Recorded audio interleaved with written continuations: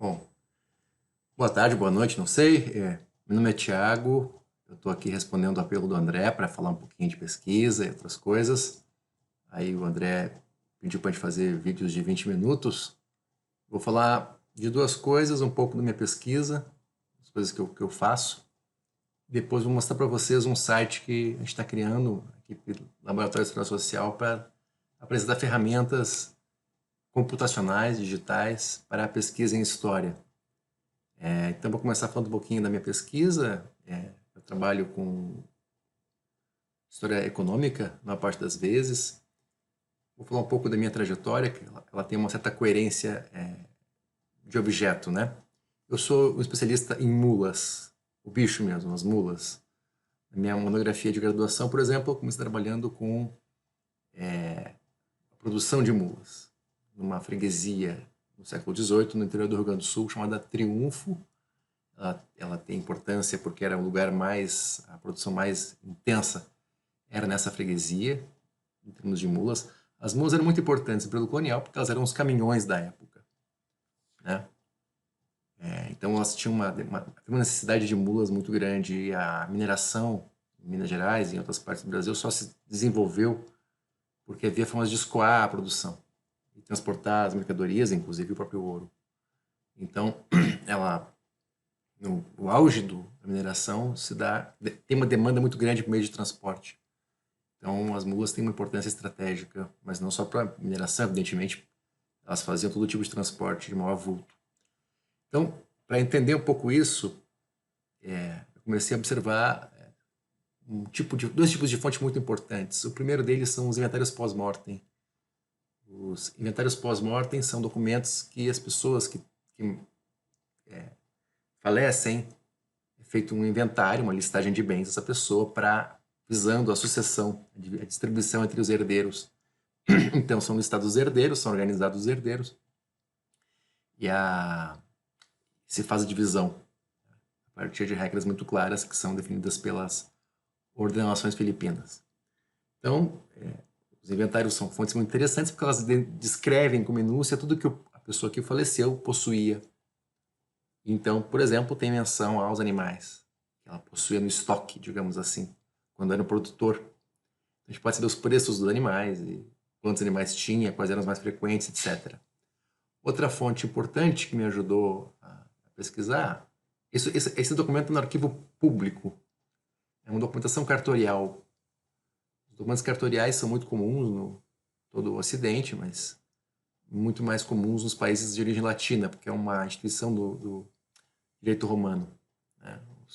Registrar em cartório é uma coisa direito romano, o common law de anglo-saxão não tem muito isso.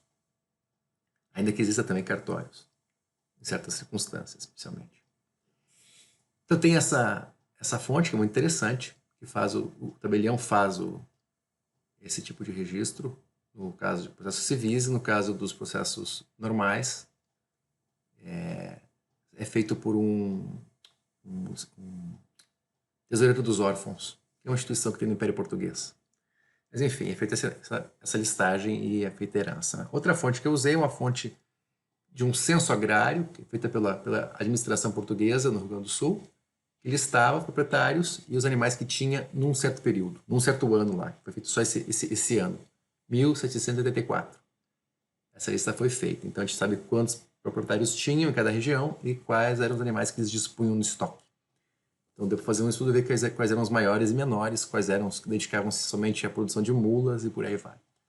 Mas depois eu comecei a buscar as relações entre esses caras nos registros de batismo, de casamento, para ver o universo social que estava por trás da produção econômica. Porque a economia no antigo regime ela não está descolada, assim como também não está hoje, ainda que pareça que esteja, ela não está descolada do tecido social. Então a gente percebe, por exemplo, como algumas pessoas conseguiam fazer um pequeno pecúlio, fazer uma pequena poupança, digamos, de animais, fazendo pequenos favores umas para as outras. Por exemplo, um cara que fazia os casamentos, ele se oferecia como testemunha em casamentos o tempo todo. Ele aparece crescendo o número de animais que ele tinha, porque ele começa a construir relações e começa a receber favores de volta. E a gente pode ver gente que empresta os reprodutores, os animais de reprodução, os burros, por exemplo, para produzir as mulas, entre si, e ver as relações que elas têm em outras esferas da vida, né? Casamentos, compadrios, do tipo de relação que seja possível observar a partir de fontes que estão disponíveis hoje em dia. E mesmo testamentos, que as pessoas contam um pouco a vida delas, né?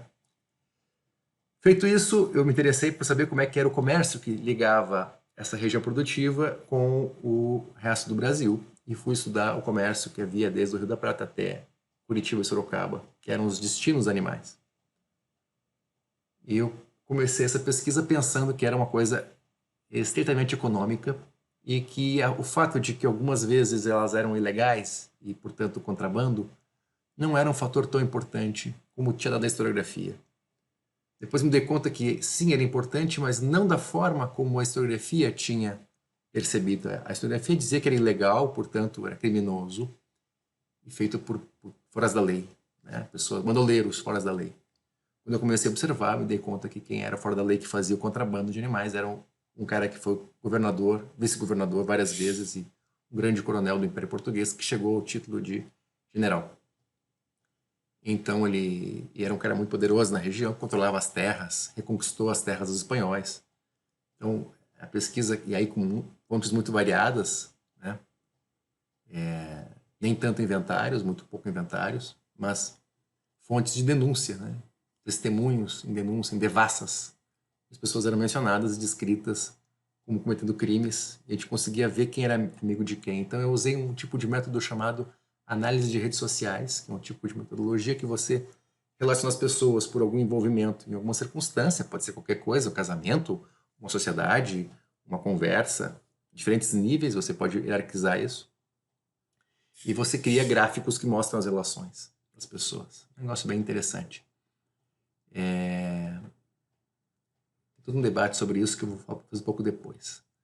Então, comecei a fazer isso, inclusive mapear que objetos eram contrabandeados e em que circunstâncias e quais eram as forças políticas que davam apoio para esse comércio. Comércio legal, no caso. Feito isso, eu me interessei em fazer a pesquisa sobre, digamos, para além do contrabando, que circulava do Rio Grande do Sul até São Paulo, que era onde chegavam as mulas em Sorocaba, e ver quais eram os tropeiros que faziam esse transporte. Comecei a observá-los e ver como é que eles conseguiam financiar as tropas, porque não era barato sair de Curitiba e ir até o sul, 2 meses de viagem, para quem não conhecia especialmente. Chegar lá, comprar animais, tinha que comprar à vista, porque não conhecia ninguém, não tinha crédito para comprar, não conhece ninguém. Mas eram pessoas muito pobres em Curitiba que faziam isso. Então, como é que elas conseguiam capturar, conseguir dinheiro para juntar e ir lá fazer uma boa compra dessas, porque não valia a pena comprar pouco, quando você tinha que comprar muito e trazer. Então, o que eles tinham que fazer era conseguir dinheiro com os amigos, digamos, e ir até o sul comprar, chegar em Sorocaba, vender, voltar, pagar os amigos e ficar com um pouco do lucro. E eu comecei a ver como é que se fazia isso, quais eram as redes de apoio, de crédito que as pessoas tinham para conseguir fazer esse negócio. Eu comecei a observar em inventários pós-mortem, como eu escrevi para vocês agora há pouco, que é uma fonte fantástica para isso, e escrituras públicas de compra e venda, que são são documentos que você procura um tabelião para registrar um negócio. Então eu conseguia ter os negócios de crédito, compra e venda e outros tantos. E eu, de novo, sempre relacionando a economia com outros elementos da vida social e encontrando as relações por trás dos negócios, né? Sociedades de casamento, de amizade, de apoio, enfim, todo tipo de coisa. E uma coisa interessante que deu para observar foi que, por exemplo, as escrituras públicas elas têm um tipo de negócio com valores muito altos, enquanto os inventários pós-mortem mencionam dívidas de valores muito baixos. E são esferas diferentes da vida econômica. São, por exemplo, pequenas dívidas são de inventário, grandes dívidas são de escrituras. Então, e as escrituras, elas são documentos que você demora muito tempo para registrar. Você evita registrar. Quando eles registram a escritura, eles registram dizendo, isso aqui começou 3 anos atrás e as pessoas nunca pagaram. Então agora eu vou registrar aqui. Então, apesar de ser feito com grandes valores, elas também seriam silenciosas se não fosse o não cumprimento do pagamento. Então a gente imagina quantas fontes, quantos documentos não foram registrados porque eles foram efetivamente pagos em tempo. Né? Então, quando é que você registra em cartório uma dívida? Quando ela começa a apodrecer, digamos assim. Quando ela revela uma execução que não correu bem. O que significa que a gente tem que ter cuidado com essa fonte, porque ela fala dos casos que fracassaram e não dos casos que deram certo. A dos inventários você tem de tudo, e a maior parte de pequeno valor. Então, são diferentes esferas econômicas que a gente tem que ter em conta e elas revelam diferentes facetas da vida social. Quando é que você registra ela? Quando perdeu a confiança. Então, eu acho que é uma coisa fantástica pensar isso, porque é esse jogo de ter confiança ou não que permite aos tropeiros manejar o crédito necessário para comprar os animais no sul. Né? Então, essa é uma coisa bem interessante. Eu também usei outras fontes que eu consegui de batismo, casamento e outras coisas, porque eu queria saber até que ponto as pessoas de uma vila, essa distância que eu falo, Sorocaba e Viamão é muito grande, são mais de 1.000 quilômetros. Então, até que ponto as pessoas de uma vila, das vilas que conectavam os pontos, que juntavam Sorocaba e Curitiba, Sorocaba e Viamão, até que ponto as pessoas se conheciam. E poderiam ter confiança umas nas outras, porque se conheciam, poderiam controlar uma outra de alguma forma. Então eu fiz um mapeamento exaustivo das pessoas que viviam nesses lugares, eu tinha fontes para isso, já vou falar um pouco delas, e eu consegui ver quem se mudou para onde, quem era vizinho de quem, então eu tinha um controle total não digo, mas bastante grande das pessoas que habitavam esse caminho, e até que ponto elas poderiam se conhecer ou não. Porque se conhecer e usar esse conhecimento é uma estratégia importante numa cidade como essa. Você tem que mobilizar relações como recursos. Então, eu tinha que saber um pouco os limites desse problema. As fontes que eu usei para isso são os mapas populacionais de São Paulo. São Paulo tinha essa especificidade de ser umas poucas regiões do Brasil que fazia censos municipais. Então, a gente sabe quem era Capitão Mor, Sargento Mor, e esses caras faziam a lista de todos os moradores da vila, inclusive os escravos em muitos casos. Então, e fala quem é o pai de família, a esposa, os filhos, da idade deles. A gente pode acompanhar essas pessoas no tempo, porque tem para vários anos, né? Para todos os anos deveria ter, mas não tem para todos os anos. Alguns estão falhados. A gente consegue acompanhar as pessoas e vê-las se mudando, por exemplo. E aí muda todo mundo, pai, mãe, filhos. A gente sabe que é o mesmo porque os nomes são os mesmos, né? O pai, a mãe e os filhos. O pai e a mãe pode ter um nome muito parecido com o de outros, mas os filhos ajudam naquela faixa etária, então a gente conseguia acompanhar as pessoas se movimentando. Deu para perceber um pouco como é que era essa estratégia de empréstimos miúdos que formavam volumes maiores, permitiam ir ao sul e comprar animais. Então, esse foi um pouco a minha pesquisa de doutorado. Agora, mais recentemente, eu tenho me interessado muito por história digital. Eu criei o Atlas da América Lusa, que está disponível online, você pode procurar depois, né? Se tiver interesse, evidentemente, mas é um Google Maps do Brasil colonial. No tempo, né? O Google Maps é tempo presente só, mas esse você consegue ver diferentes períodos, pode selecionar o ano, etc. A outra coisa que eu ando fazendo recentemente é trabalhar com a distribuição dos animais, das mulas, na capitania de São Paulo, e ver quais são as moedas de troca que se usam pelos animais. Interessante que esse mercado não é, digamos, controlado pela moeda corrente, ainda que ela seja a unidade de medida, mas é muito comum que se paguem as mulas, os animais em geral, com algodão. Eu estou estudando como é que é a produção de algodão na capitania de São Paulo, que sustenta a compra desses animais. Então, e quem são os produtores, etc., onde é que eles moram, com quem eles andam, enfim, seguindo eles de perto, para saber que gente é e que faz da vida. Né? Acho que eu respondi aqui, até agora, boa parte das coisas que o André colocou, a explicação do objeto de estudo, como você chegou a essa pesquisa, contei um pouco o histórico da mesma, né? Todas elas, na verdade, se conectam de alguma maneira. Que ferramentas eu usei? Já falei que eu usei bastante análise de redes sociais, e agora mais para essa última pesquisa, tanto doutorado como da que estou fazendo agora, diz respeito, estou usando muito uma coisa que eu vou mostrar para vocês agora, que é sistemas de informação geográfica em história, que é cartografia digital para historiadores. Um pouquinho mais sobre isso, e também bancos de dados, que me ajudam a encontrar as pessoas no tempo e no espaço. Algo que me surpreendeu nesse percurso, eu falei um pouquinho já sobre isso, né? E fez que eu alterasse a pesquisa, o tempo todo a gente está alterando, porque eu dei o exemplo para vocês, aquele caso Comecei achando que o comércio de contrabando, por fato de ser ilegal, era insignificante, porque as pessoas ignoravam a lei. Na verdade, elas conseguiam contornar a lei de acordo com a sua importância política na região. Enfim, a hipótese eu já coloquei também, um pouco é uma delas.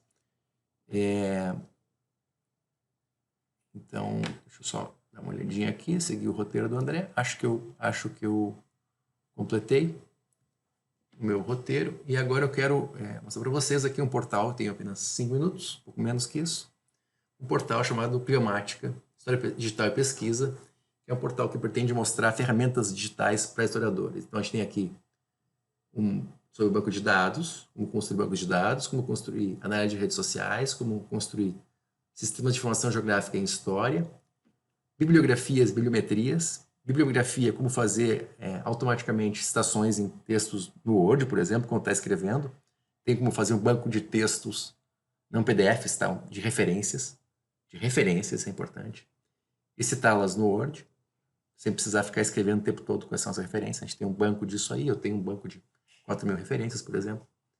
Estatística para historiadores, conteúdos web, e a gente está também prevendo algo de programação para historiadores, editores de texto, e também outras coisas que a gente vai construir ainda, né? Então, por exemplo, banco de dados. Aqui tem uma explicação sobre como pensar um banco de dados em história. Tem aqui alguns tópicos específicos sobre como construir um modelo relacional de dados. Tem vídeos que explicam como se fazem as coisas, né? Tem até a musiquinha, né? Tem todo um conteúdo aqui, tem até como citar o material. Aí o videozinho aqui explica como é que se fazem as coisas, né? Bem interativo. Depois nós temos análise de redes sociais, tem explicação aqui, tem vários verbetes explicando isso tudo, né? Que dados eu preciso, como é que isso deve ser construído, como é que isso é feito, com que programas. Depois nós temos sistema de informação geográfica, onde nós temos aqui vários tutoriais, né? E aqui tem um videozinho, por exemplo, com um conteúdo básico. Vou dar uma saltadinha aqui. Tem a explicação de como é que você faz com certos programas. Tá? E bibliografias e bibliometrias. Aqui tem como é que você faz o uso de programas que ajudam você a fazer a citação, como, por exemplo, o Zotero. Aqui tem a explicação toda como é que você faz. Tá? E depois nós temos estatística. Esse aqui está bem montadinho, assim como os outros. Tem a explicação, depois tem conceitos básicos de estatística. Tem como é que você faz os cálculos que tem que fazer. Ajuda tudo. Depois tem descritiva, média, mediana, moda, como é que você calcula tudo, está tudo bem explicadinho. Em 15 minutos você aprende basicamente tudo. E que está pronto já agora, já tem conteúdo, essa página aqui de conteúdos web, que tem uma explicação, um artigo sobre historiadores na internet, né? Um artigo até bem gordinho. E um outro que está bem inicial, que é uma listagem de sites com conteúdo de história, né? Com ferramentas de história e tudo mais. Ainda está em construção, podem ver que tem muita coisa para ser feita aqui ainda. O site ainda tem muito para ser feito, mas tem muito conteúdo já aqui. E em breve teremos também programação para historiadores, editores de texto, ferramentas para análise de texto, demografia histórica e prosopografia. Isso aqui quem está fazendo um pouco parte sou eu, escrevendo, outras pessoas que trabalham com análise de redes sociais, por exemplo, e cartografia digital. Mas nós vamos ter um incremento grande nos próximos dias, com pessoas que já se comprometeram a fazer sobre web e programação e demografia histórica. São pessoas que trabalham com esses assuntos. Bom, acho que eu estou chegando aqui no meu tempo e também já esgotei o que eu tinha para falar. Acho que eu consegui falar um pouco de tudo que eu queria, né? Qualquer coisa, estou à disposição. Foi um prazer ter colaborado com a iniciativa, que é bem bacana. Obrigado, tchau, tchau.